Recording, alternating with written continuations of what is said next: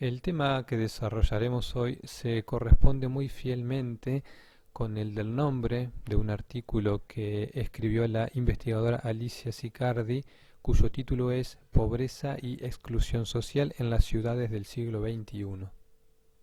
A modo introductorio, va a comentar Sicardi que las ciudades latinoamericanas del mencionado siglo expresan espacialmente los efectos de los profundos procesos de transformación económica, social y cultural generados por la aplicación de políticas neoliberales en un contexto internacional globalizado.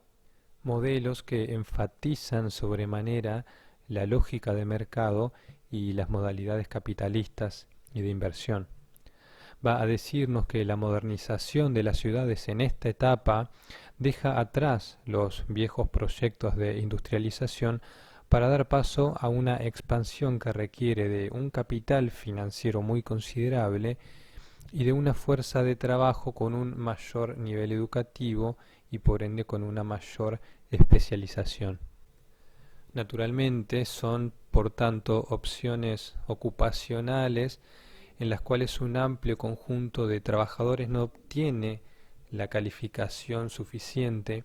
como no tiene asimismo las posibilidades de hacerse de tales calificaciones. Agregará además que esta situación es producto del derrumbe del modelo de sociedad salarial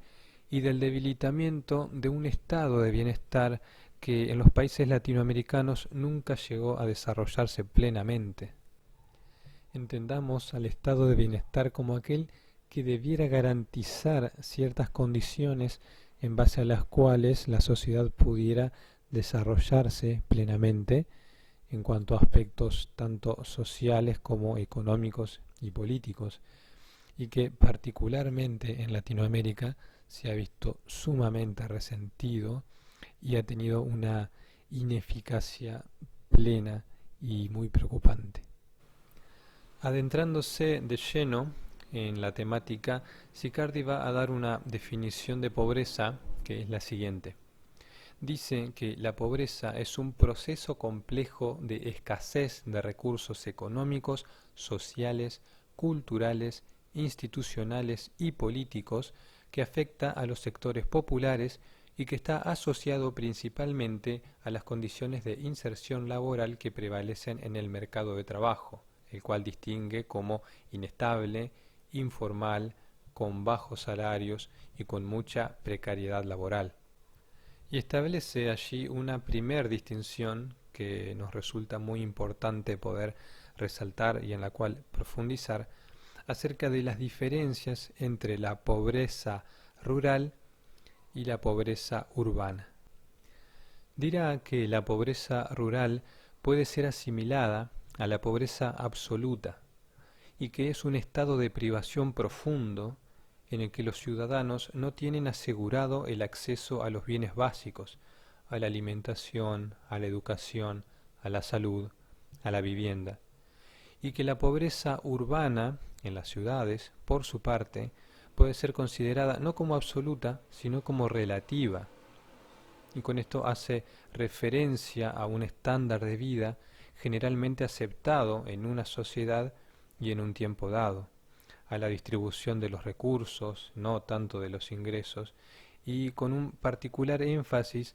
en el hecho de que los individuos necesitan participar con ciertos patrones o trayectorias de vida, con costumbres y actividades propias de la sociedad de la que hacen parte.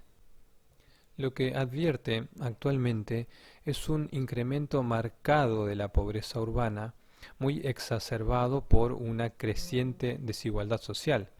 es decir, que se han ampliado las distancias sociales entre unas mayorías que deben aceptar determinados niveles de vida mínimos y pequeños grupos que pertenecen a una clase alta y que viven en la opulencia. De este modo quedan marcados con una distancia cada vez más profunda dos sectores en el cual uno va a marcar una suerte de ideal, de lugar imaginario al cual debe la otra parte, el otro sector, poder acceder. Hoy podemos verlo a modo de ejemplo en muchas figuras que se ofrecen mediáticamente como modelos a seguir y que gozan de cierto estilo de vida que parecen querer inculcar como una suerte de deber ser, como si lo propusieran a modo de a tal o cual persona hay que parecerse. Este estilo de vida es el que se debe alcanzar. Estas son el tipo de cosas o la clase de cosas que uno debiera poder obtener como para tener un tránsito satisfactorio en términos de vida social. Una referencia muy publicitada, muy comercializada acerca de un ideal de ser y de tener que naturalmente acrecienta esa brecha, la profundiza. Entonces, mientras que la pobreza rural es predominantemente alimentaria y de capacidades, principalmente de salud y de educación, la pobreza urbana, sin dejar de presentar estos dos componentes, es predominantemente patrimonial, es decir, que se refiere a las dificultades de acceder al suelo urbano, a una vivienda digna, a una infraestructura y servicios básicos, etc. Esta especie de estándar, que por supuesto no puede ser alcanzado por todos, da lugar a un segundo concepto principal dentro del artículo de Sicardi, que es el de exclusión social. La noción de exclusión social hace referencia a una situación generalizada de desempleo de larga duración, de inestabilidad, de flexibilidad y degradación de las condiciones del mercado del trabajo urbano, del incremento del déficit de vivienda, de la aparición de nuevas formas de pobreza entre inmigrantes, entre mujeres, entre jóvenes, como así también a los procesos que se enmarcan dentro de la crisis de este Estado benefactor que hemos mencionado y a la crisis también de los sistemas de seguridad social. Las dimensiones de la exclusión social son muchísimas. Sicardi va a incluir las dificultades de acceso al trabajo, al crédito, a los servicios sociales, también a la justicia y a la instrucción. Va a mencionar el aislamiento, la segregación residencial, la carencia y la mala calidad de las viviendas y de los servicios públicos en los barrios de clases populares. Menciona la discriminación por género a la que están expuestas las mujeres tanto en el trabajo como en la vida social, y también la discriminación política, institucional o etnolingüística que reciben algunos grupos sociales. Como vemos, hay una cantidad muy vasta, muy extensa de circunstancias en las que no se proveen los recursos suficientes, no digo ya como para alcanzar ciertos niveles, ciertos estatus que nos son propuestos como modelos, sino para alcanzar siquiera condiciones dignas, condiciones lo suficientemente logradas como para propiciar una vida digna y saludable. Expone Sicardi que uno de los principales efectos urbanos de estos procesos ha sido la marcada fragmentación socioespacial en las ciudades, que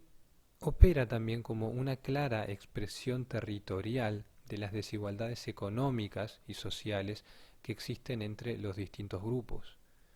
y que se da una suerte de, coloca entre comillas, fabricación de territorios diferenciales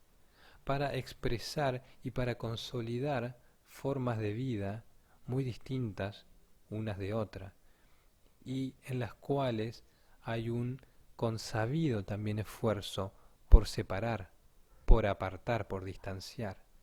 y que se sigue de una lógica de fractura, de separación y particularmente de diferenciación. Habitar en ciertas zonas puede funcionar incluso como un mecanismo de señalización negativa. Vamos a poner un ejemplo. Digamos que un sujeto se presenta a una entrevista laboral. Este sujeto habita en una zona de la ciudad muy desfavorecida, muy empobrecida,